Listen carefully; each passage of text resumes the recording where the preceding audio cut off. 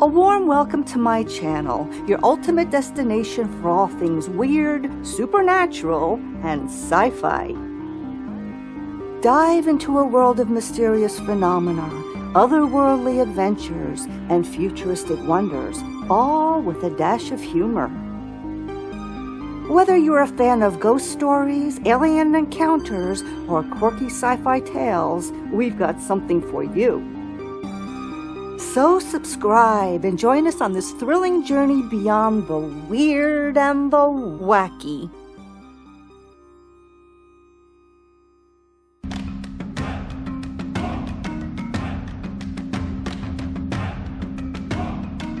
Today's episode, Bizarre Superstitions.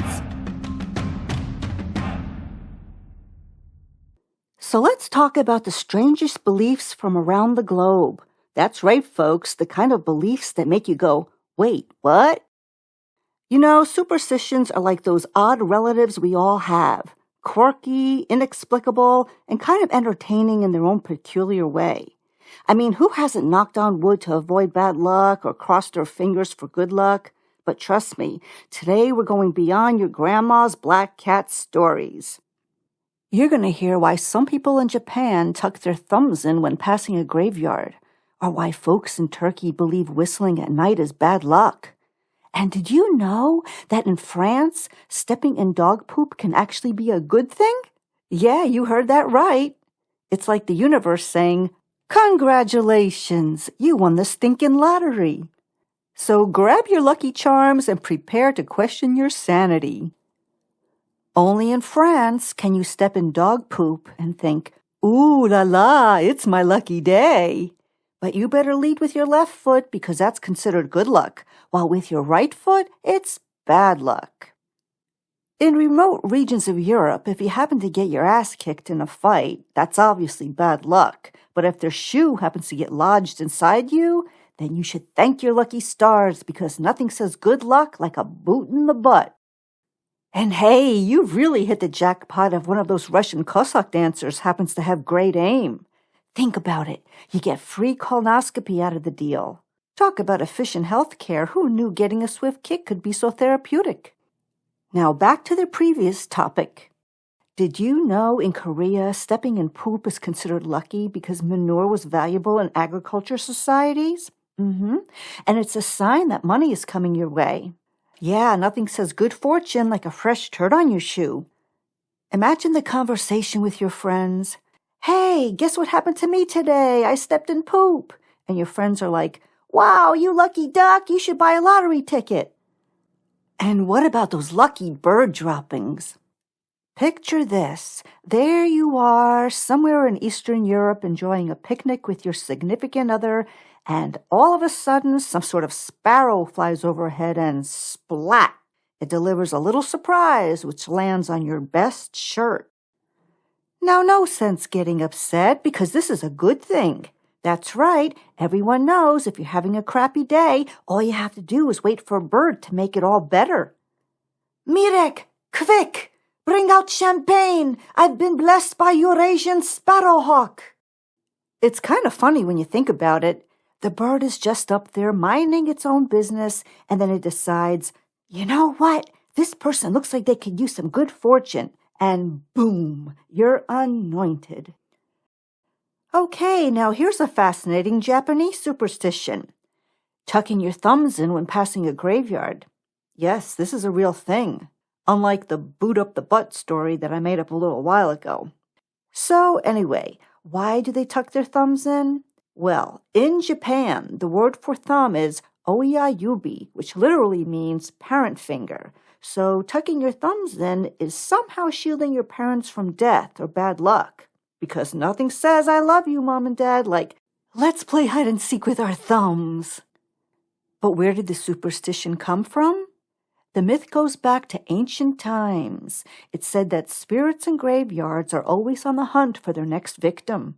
That's right, by hiding your parent fingers, you're essentially playing a supernatural game of peekaboo with the Grim Reaper. The sequel, when suddenly you realize you need to carry groceries past the cemetery. Now you're juggling bags of sushi and soy sauce, all while your thumbs are stuck in stealth mode. It's like trying to play Twister with your fingers. Left thumb on red kimono, right thumb on green tea. But hey, if it keeps the ghosts away, it's such a small price to pay. Now let's tackle a superstition that's popular in several countries. Sweeping your feet. So if your Brazilian mom is trying to stop you from marrying your high school sweetheart, she's gonna come at you with a broom like she's Cinderella on a mission. Yup, that's right, folks. If someone sweeps your feet, you can forget about walking down the aisle. The love gods are watching. Imagine explaining this to someone from outside Brazil. Oh, I'm sorry. I can't sweep the floor. I might curse myself and be single forever. Did I mention the logistics?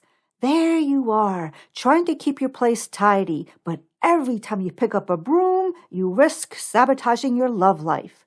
Unless you're one of those who are hoping to dodge holy matrimony. After all, it is a dream for some folks.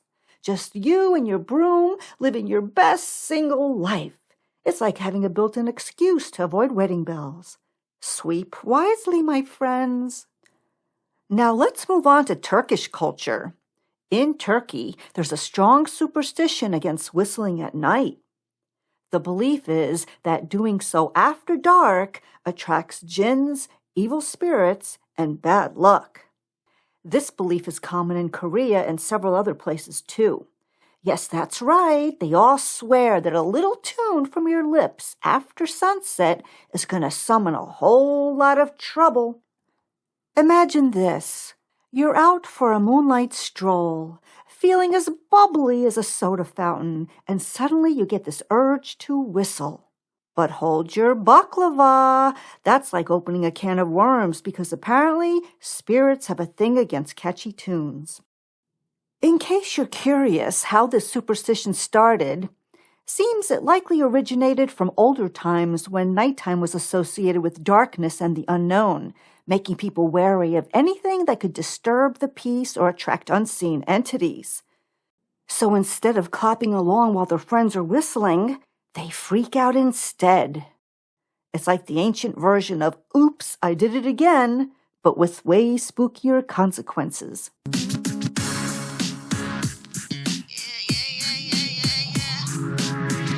But wait, there's another bizarre superstition in Turkey. Spilling water behind someone brings good luck, because nothing says good luck like soggy shoes.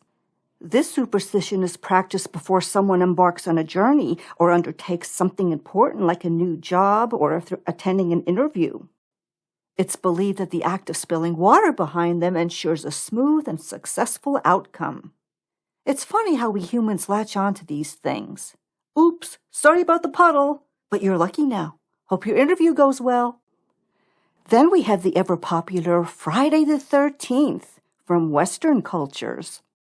This is the day where we all become experts on ancient curses and decide it's a good idea to stay home and hide under the bed, or just in case you're feeling creative with hiding spots, inside the laundry hamper. I mean, who came up with this stuff? Some guy from the Middle Ages who had a bad taco on a Friday then got scared when he saw 13 crows fly by?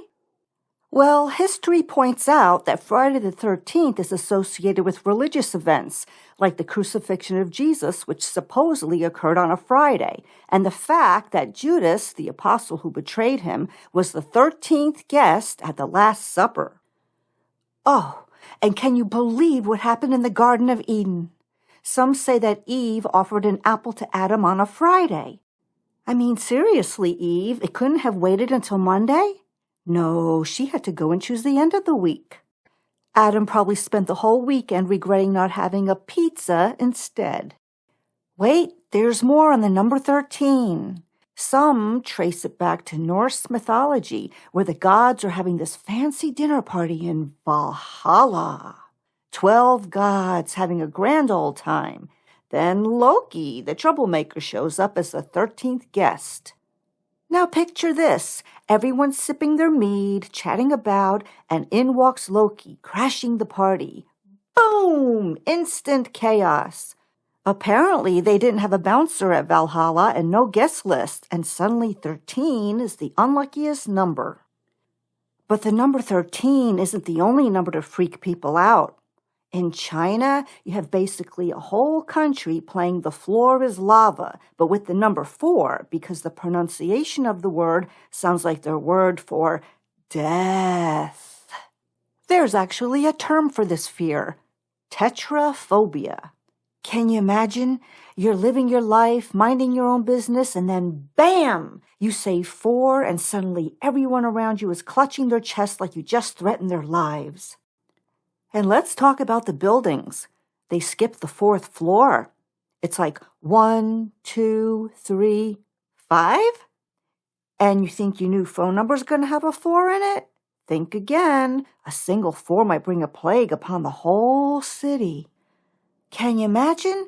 You go get your new phone number and you're like, anything without a 4, please. I don't need that kind of stress in my life. Businesses play along too. Oh, yeah.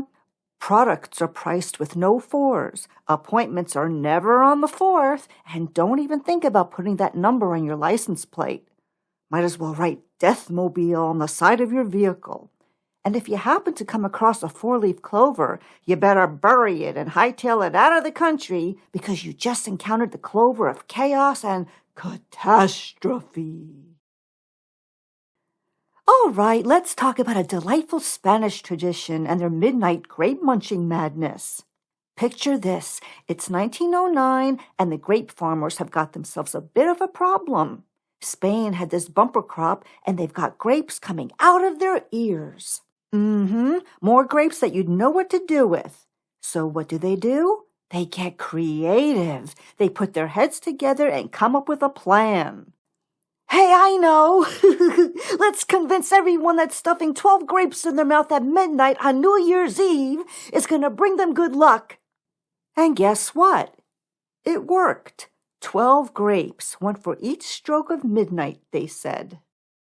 Now why 12? Why not 7 or 11, or how about just one really big grape?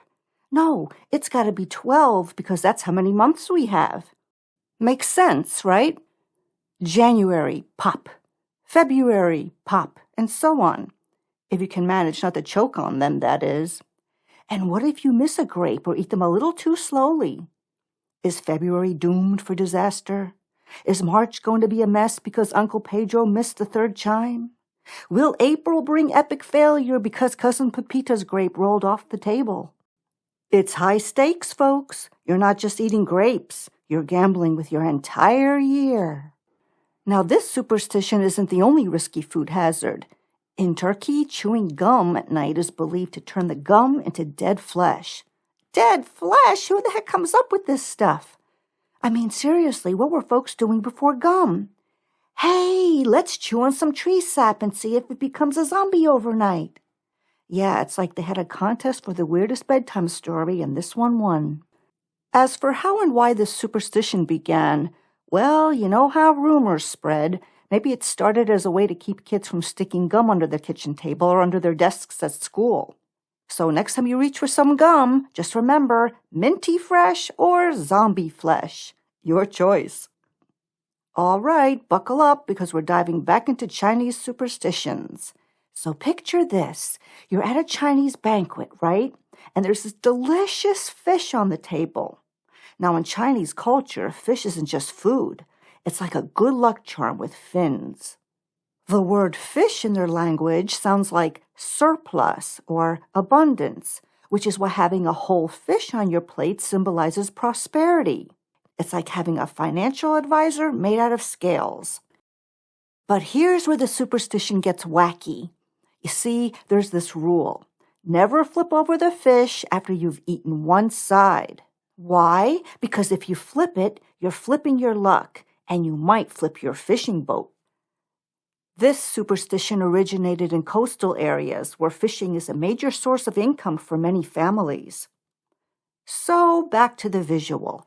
There you are, enjoying your meal, and then, oops, someone accidentally flips the fish.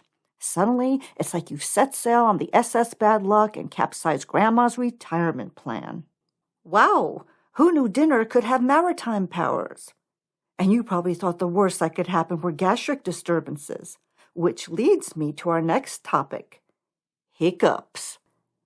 Did you know in medieval times these little spasms were blamed on elves? Yeah, like those tiny little fellas that Santa kept on the payroll. Okay, so you had this medieval dude sitting there hiccuping away after a hearty swig of mead, or whatever they drank back then, and instead of blaming the dodgy kebab or the carbonation in their ale, he points his finger at elves. Now, why elves? Well, those sneaky little buggers were always up to something in folklore. And apparently messing with your diaphragm just for kicks. But wait, it gets better. Fast forward to today, and we've got a whole new set of hiccup myths. Forget elves. Now it's about someone talking about you or missing you. So naturally, what do? You start mentally listing your friends like it's the Oscars, hoping to pinpoint the culprit. As the story goes, your hiccups will magically vanish when you land on the person who's gabbing about you. Sarah? Nope. Mike? Nah. Aha! It must be Aunt Ethel gossiping about my collection of rubber duckies.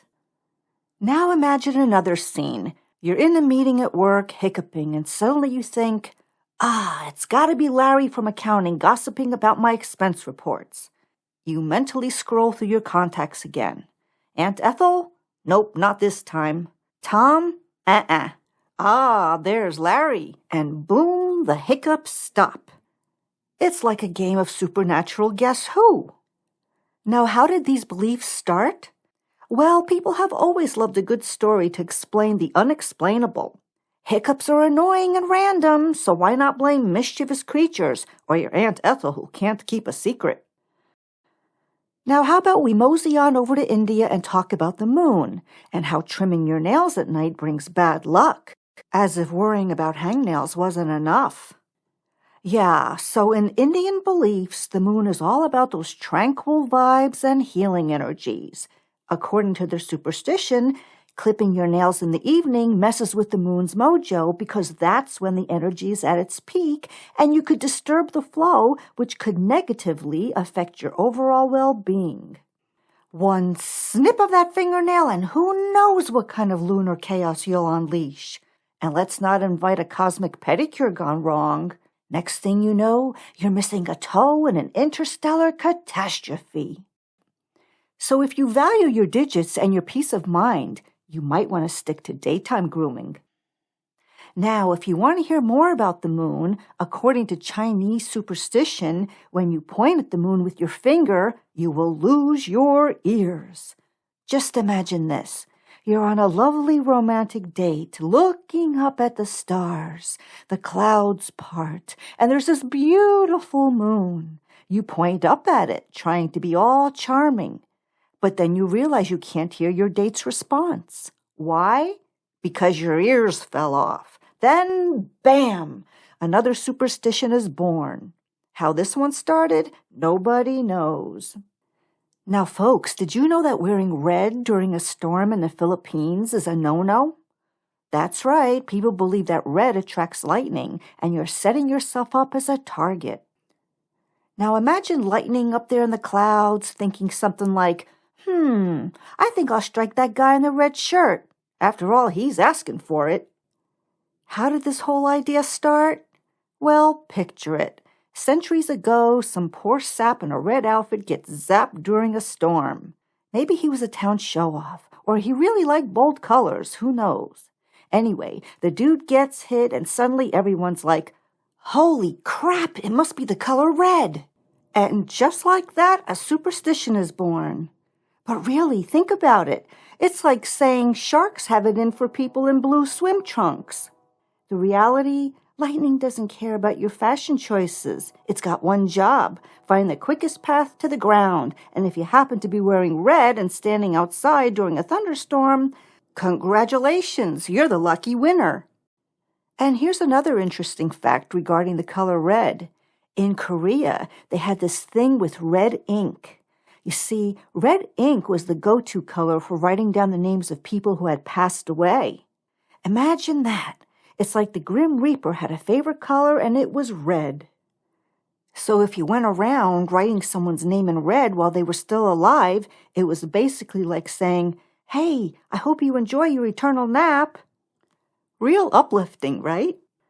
Now you're probably wondering, how did this start? Did they have a sale on red ink at the stationery store?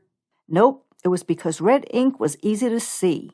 Also, red is the color of blood and danger, so they probably thought, why not use it to mark the deceased? Well, that's totally logical in a spooky kind of way, isn't it? Even these days, a lot of Koreans still get really uncomfortable if you write their names in red. So if you're ever in that country and you're tempted to use a red pen, maybe save it for coloring in hearts and flowers, not for writing names. So here's a fun one. Ever hear that opening an umbrella indoors is bad luck? Yeah, it's one of those things that makes you go, really? Why? Let's dive into these hilarious origins. First up, ancient Egypt.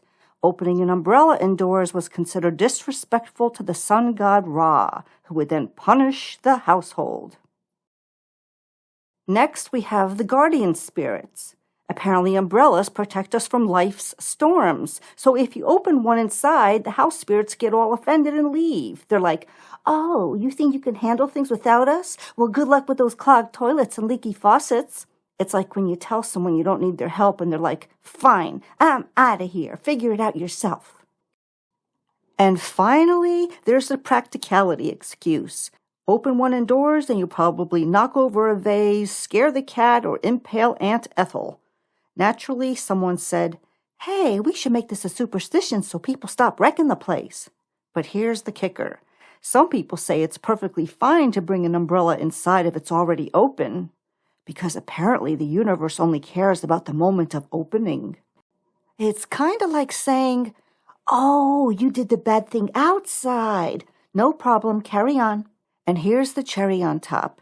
There's actually a National Open an Umbrella Indoors Day on March 13th. Yes, a whole day dedicated to taunting fate. People must have been running out of a holiday idea. What's next? National Step in a Crack, Break Your Mother's Back Day? And really, if you're opening an umbrella indoors, maybe luck isn't your biggest problem. All right, let's chat about another fun little tidbit from Korean culture, where stepping on a door's threshold is considered bad luck. Yeah, that's right, folks, a threshold. You know, that tiny piece of wood or metal you barely notice as you waltz into a room? In Korea, they think of it as the boundary between the afterlife and this world. So stepping on it is like ringing the doorbell to the afterlife, and trust me, nobody wants to wake those guys up. Now, where did this quirky little superstition come from, you ask? Well, in ancient times, when someone kicked the bucket, they'd leave the body at home for a while before burying it. Nowadays, it would be like giving the dearly departed one last Netflix binge before saying goodbye. Anyway, afterward, he or she would be carried out of the house in the coffin.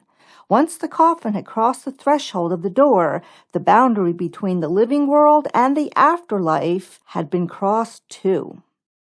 Now, in some regions, leaving a door open was bad luck too because it let spirits into the room.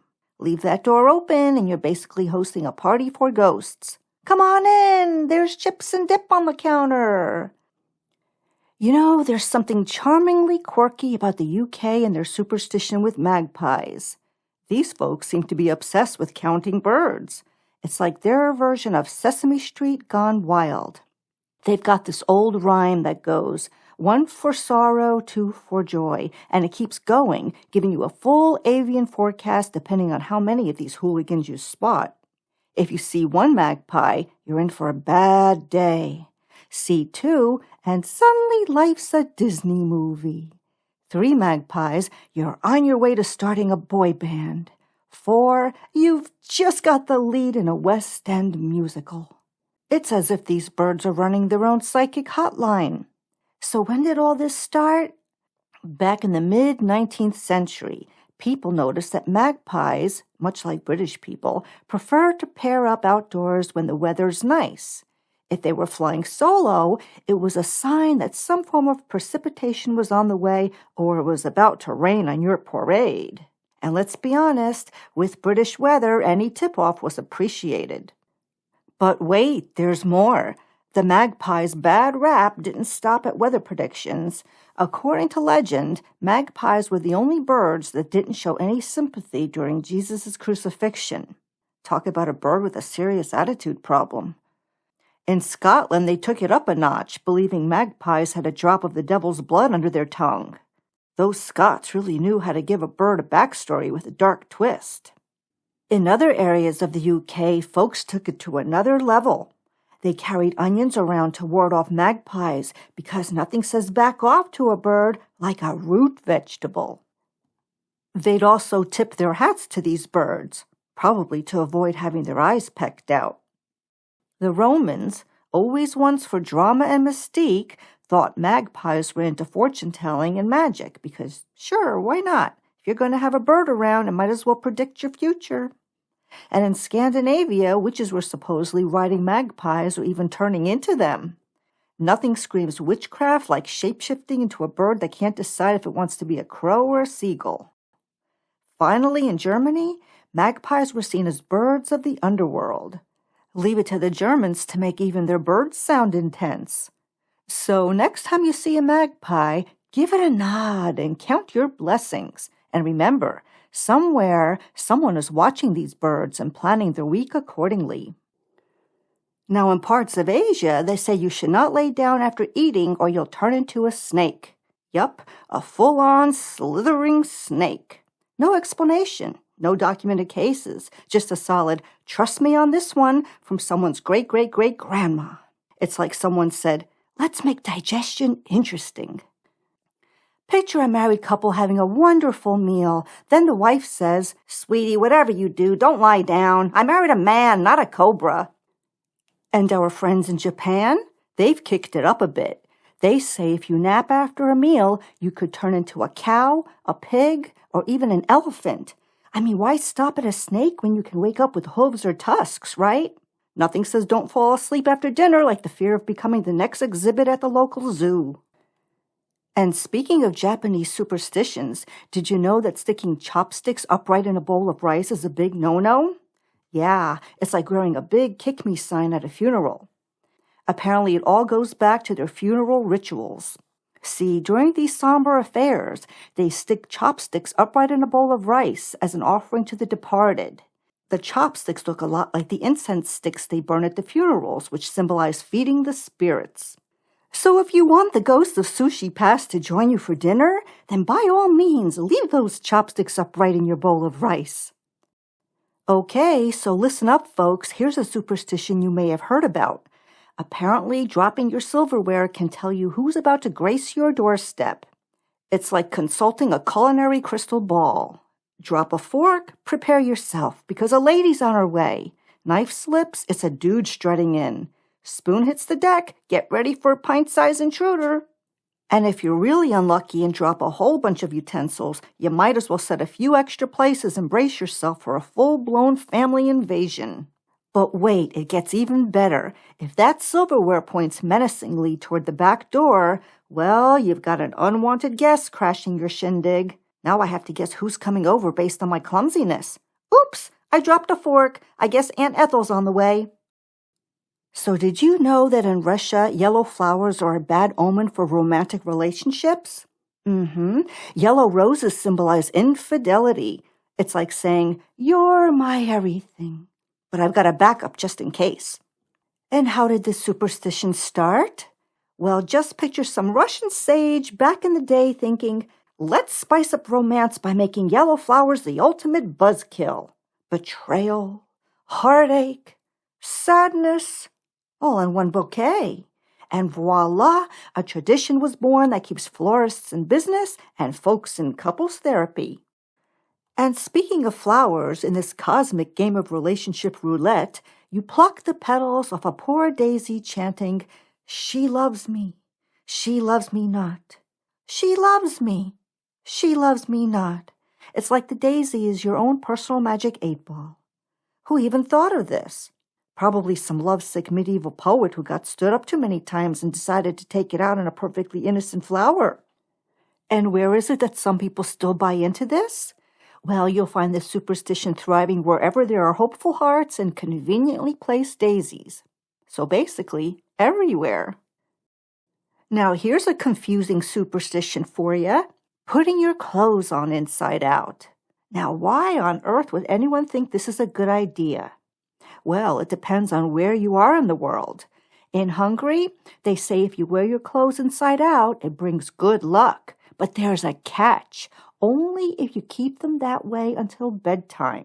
So you spend the whole day looking like you got dressed during a power outage just to get some good luck.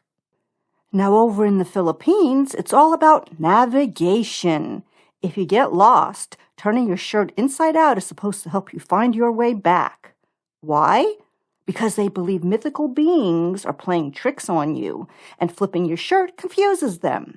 Now, I'm not sure how these mythical creatures are outsmarted by a wardrobe malfunction, but hey, whatever works. And then there's the general folklore that says wearing your clothes inside out tricks fairies and brings good luck. Yes, so how did these superstitions start?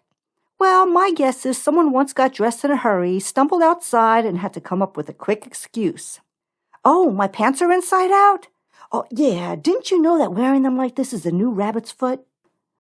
Now in China, sleeping with your feet facing the door means you're inviting death. Apparently, the Grim Reaper checks for foot direction before deciding whether to take you. Sorry, not today. Your feet are pointed the wrong way. Yes, according to the Chinese practice of feng shui, putting your bed right in front of the door is a big no-no. As if you need another reason to be paranoid at night. Apparently, this superstition goes back to ancient funeral practices when they used to lay out the dearly departed with their feet facing the door. So they can make a quick exit to the afterlife. Now, feng shui experts recommend all sorts of creative solutions. Some say you should face your bed toward the door, but not directly in line with it, kind of like playing a weird game of bedroom battleship. Others suggest slapping a footboard on your bed if you must sleep opposite the door, because nothing says safety like a wooden plank at the end of your bed. Sweet dreams, everyone. Okay, I saved the best for last. So you know how in America, when you want to avoid jinxing yourself, you knock on wood? It's simple, right?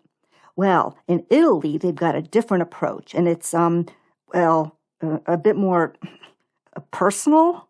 Instead of knocking on wood or touching iron, Italians, bless their hearts, touch themselves. And no, I'm not talking about their heads or shoulders or even their toes. I'm talking about their nether regions. Here's the scene. An Italian fellow hears, "Hey, I hope your car doesn't break down on the highway." He doesn't look for wood to knock on. Nope, he just reaches down and grabs his family jewels. That's his way of keeping the bad luck away or warding off evil. And Italian women? Yep, they're in on it too. Someone tells a lady, "Oh no, I hope that cold doesn't turn into pneumonia." She's not touching her heart or her nose. No, she's giving her left boob a good squeeze. And it has to be the left one. I don't know what happens if she grabs the right one by mistake. But let's not take any chances with these things. Now, how did all this start? Picture ancient times, and people thought the devil was out to get them. They believed that touching their bits and bobs could protect them from evil. Maybe because those parts were, pretty important. So guys, when in Italy, don't be shy. If you want to dodge a bit of bad luck, go ahead and clutch your nuggets. And ladies, make sure to handle your left puppy with care. Okay, so it's time to wrap things up. But before I go, I just want to say that superstitions are our way of adding a bit of whimsy to the world, even though they can be reminders of our own absurdity. So whether you're wishing on a star or avoiding stepping on cracks or keeping a lucky penny in your pocket, just remember, it's all about feeling empowered in a world that sometimes feels a little out of control. And hey, some superstitions are just plain fun, so if they bring a smile to your face, then why not embrace it?